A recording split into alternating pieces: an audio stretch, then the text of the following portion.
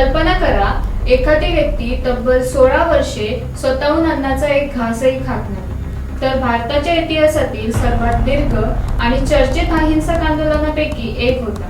या आंदोलनामागे होत्या मणिपूरच्या आयन लेडी इरोम शर्मिला। सध्या सामाजिक कार्यकर्ते सोनम वांगचुक यांच्या उपोषणाची चर्चा होत असताना अनेकांना पुन्हा आठवत आहे इरोम शर्मिला यांचा ऐतिहासिक संघर्ष। 2 नोव्हेंबर 2000 रोजी मणिपूर मधील इम्फाल जवळील सुरक्षा दलांच्या कारवाईत 10 नागरिकांचा मृत्यू झाल्याचा आरोप झाला। ही घटना मालवण हत्याकांड म्हणून ओळखली जाते।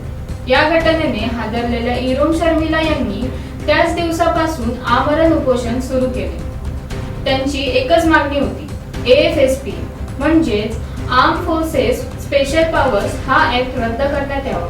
AFSPA म्हणजे काय, तर AFSPA हा भारतातील सर्वाधिक व्याधग्रस्त कायद्यांपैकी एक मानला जातो। या कायद्याचे समर्थक म्हणतात की संघर्षग्रस्त भागांमध्ये शांतता आणि सुरक्षा राखण्यासाठी हा कायदा आवश्यक आहे, तर टीकाकारांचा आरोप आहे की या कायद्यामुळे सुरक्षा दलांना मोठे अधिकार मिळतात आणि त्यामुळे मानवी हक्कांच्या उल्लंघनाच्या घटनांना वाव मिळू शकतो। इरोम शर्मिला यांचा विश्वास होता की मणिपूरमध्ये न्याय आणि कायमस्वरूपी शांतता प्रस्थापित करण्यासाठी AFSPA हा कायदा रद्द होणे आवश्यक आहे। 16 वर्षे त्या जिवंत कशा राहिल्या, तर त्या काळी आत्महत्येचा प्रयत्न हा कायद्याने गुन्हा मानला जात असल्याने इरोम शर्मिला यांना वारंवार अटक करण्यात आली आणि त्यानंतर त्यांना सोडण्यात आले। रुग्णालयातील न्यायालयीन कोठडीत त्यांना नाकावाटे ट्यूबद्वारे द्रवरूप आहार देण्यात येत होता,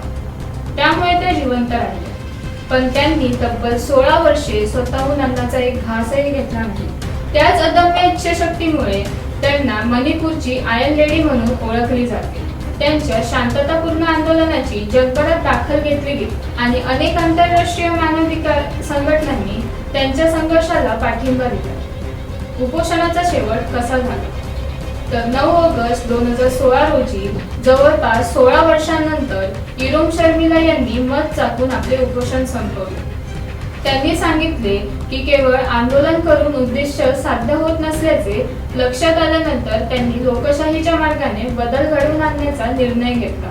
त्यानंतर त्यांनी 2017च्या मणिपूर विधानसभा निवडणुकीत तत्कालीन मुख्यमंत्री ओकराम इबोबी सिंग यांच्या विरोधात निवडणूक लढवली, मात्र त्यांना अत्यल्प मते मिळाली। त्यानंतर त्यांनी राजकारणापासून काहीसे अंतर ठेवले।